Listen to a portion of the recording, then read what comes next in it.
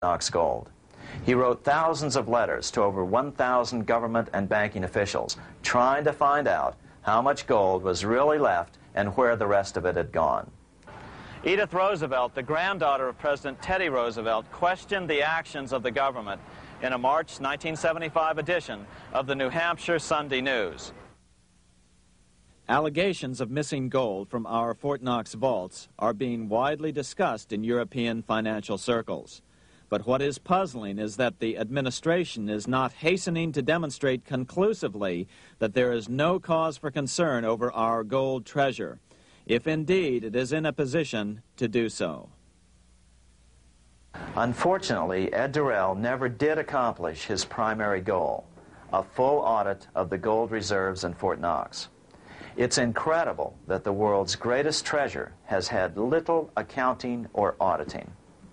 This gold belonged to the American people, not the Federal Reserve and their foreign owners. One thing is certain, the government could blow all of this speculation away in a few days with a well-publicized audit under the searing lights of media cameras. It has chosen not to do so.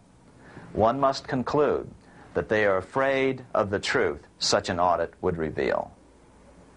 What is the government so afraid of? Here's the answer. When President Ronald Reagan took office in 1981, his conservative friends urged him to study the feasibility of returning to a gold standard as the only way to curb government spending. It sounded like a reasonable alternative, so President Reagan appointed a group of men called the Gold Commission to study the situation and report back to Congress. What Reagan's Gold Commission reported back to Congress in 1982 was the following shocking revelation concerning gold. The U.S. Treasury owned no gold at all. All the gold that was left in Fort Knox was now owned by the Federal Reserve, a group of private bankers, as collateral against the national debt. The truth of the matter is that never before has so much money been stolen from the hands of the general public and put into the hands of a small group of private investors, the money changers.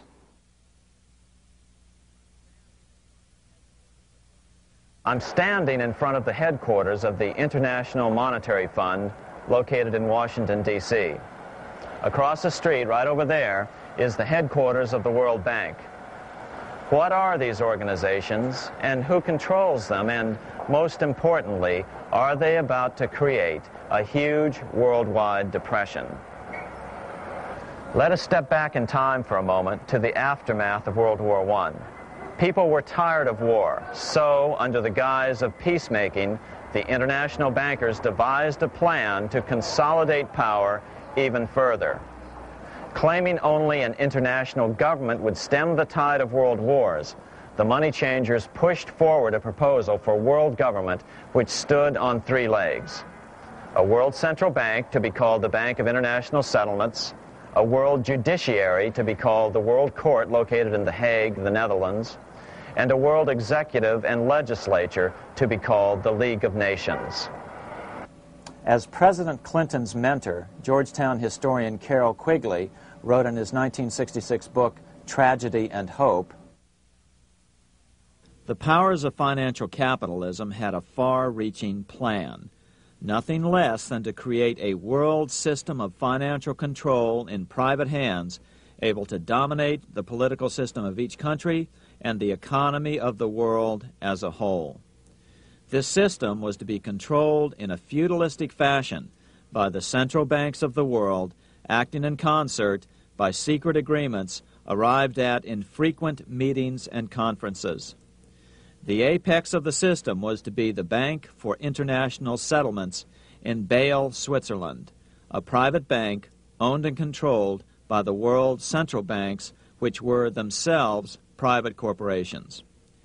Each central bank sought to dominate its government by its ability to control treasury loans, to manipulate foreign exchanges, to influence the level of economic activity in the country, and to influence cooperative politicians by subsequent economic rewards in the business world.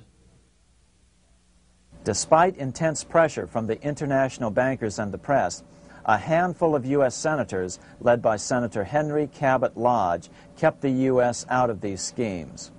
Without U.S. participation, the League was doomed. Incredibly, even though the U.S. rejected the World Central Bank, the BIS, the New York Federal Reserve ignored its government and arrogantly sent representatives to Switzerland to participate in the central bankers' meeting right up until 1994, when the U.S. was finally officially dragged into it. Their world government schemes thwarted, the bankers resorted to the old formula: another war to wear down the resistance to world government while reaping handsome profits. To this end, Wall Street helped resurrect Germany through the Thyssen banks, which were affiliated with the Harriman interest in New York, just as the Chase Bank had assisted in the financing of the Bolshevik Revolution in Russia during World War I. Chase Bank was controlled by the Rockefeller family. Subsequently, it was merged with Warburg's Manhattan Bank to form the Chase Manhattan Bank. Now this has merged with Chemical Bank of New York, making it the largest Wall Street bank. Their strategy worked. Even before World War II was over, world government was back on track. In 1944, at Bretton Woods, New Hampshire, the International Monetary Fund and the World Bank were approved with full U.S. participation. The Second League of Nations, renamed the United Nations, was approved in 1945. Soon, a new international court system was functioning as well. All effective opposition to these international bodies before the war had evaporated in the heat of war, just as planned. These new organizations simply repeated on a world scale what the National Banking Act of 1864 and the Federal Reserve Act of 1913 had established in the U.S. They created a banking cartel composed of the world's central banks, which gradually assumed the power to dictate credit policies to the banks of all the nations. For example, just as the Federal Reserve Act authorized the creation of a new national fiat currency called Federal Reserve Notes, the IMF has been given the authority to issue a world fiat money called Special Drawing Rights, or SDRs. To date, the IMF has created in excess of $30 billion worth of SDRs. Member nations are being pressured to make their currencies fully exchangeable for SDRs. In 1968, Congress approved laws authorizing the Fed to accept SDRs as reserves in the U.S. and to issue Federal Reserve notes in exchange for SDRs. What does that mean? It means that in the U.S., SDRs are already a part of our lawful money. And what about gold? SDRs are already partially backed by gold. And with 2/3 of world gold now in the hands of central banks, the money changers can go about structuring the world's economic future in whichever way they deem most profitable.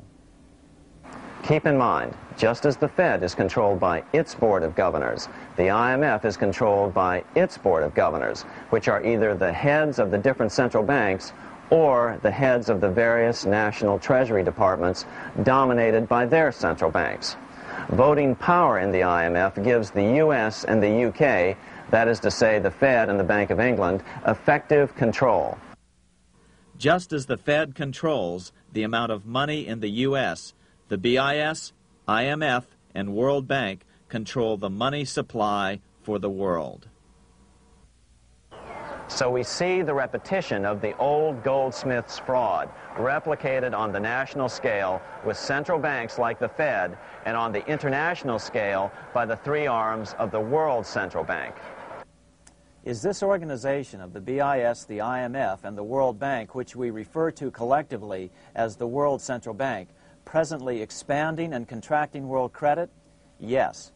Regulations put into effect in 1988 by the BIS required the world's bankers to raise their capital and reserves to 8% of liabilities by 1992.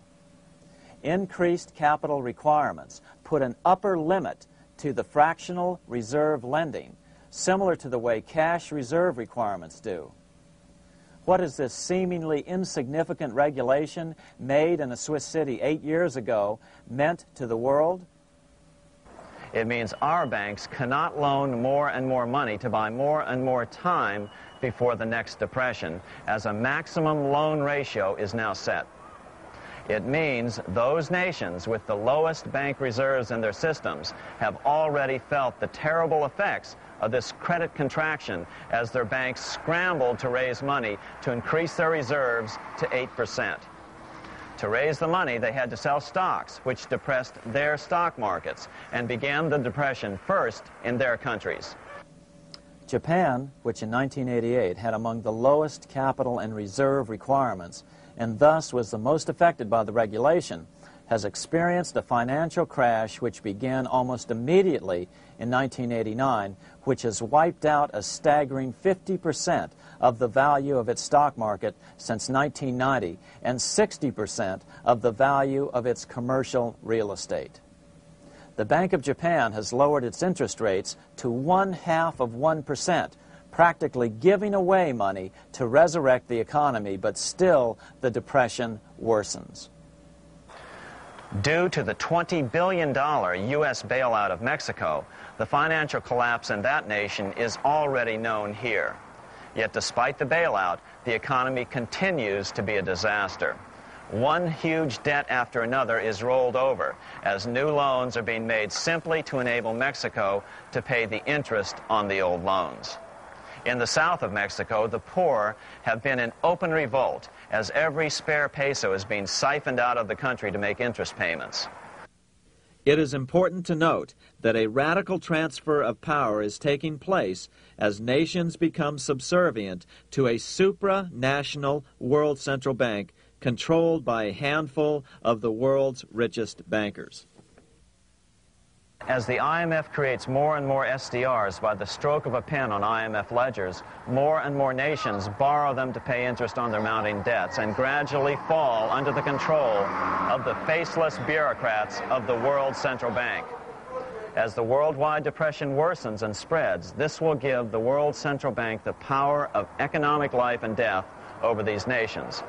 It will decide which nations will be permitted to receive further loans and which nations will starve.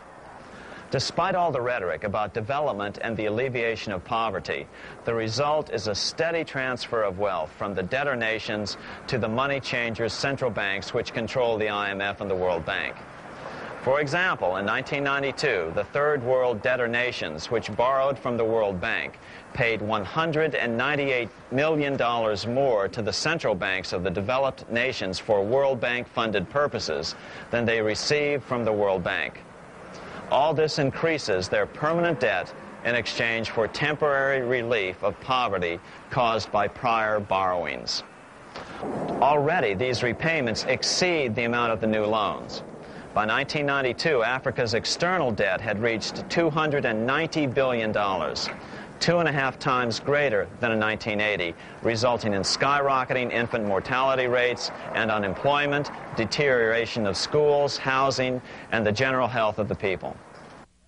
The entire world faces the immeasurable suffering already destroying the third world and now Japan, all for the benefit of the money changers.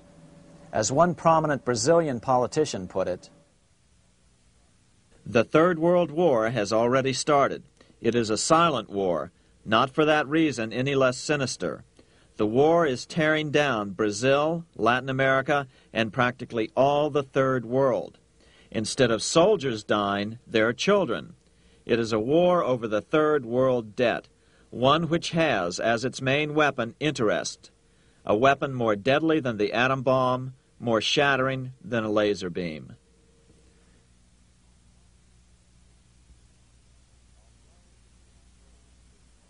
Although it would be absurd to ignore the pivotal role played by influential families such as the Rothschilds, the Warburgs, the Schiffs, the Morgans, and the Rockefellers in any review of the history of central banking and fractional banking, keep in mind, by now, central banks and the large commercial banks are up to 3 centuries old and deeply entrenched in the economic life of many nations. These banks are no longer dependent on clever individuals, such as a Nathan Rothschild. Years ago,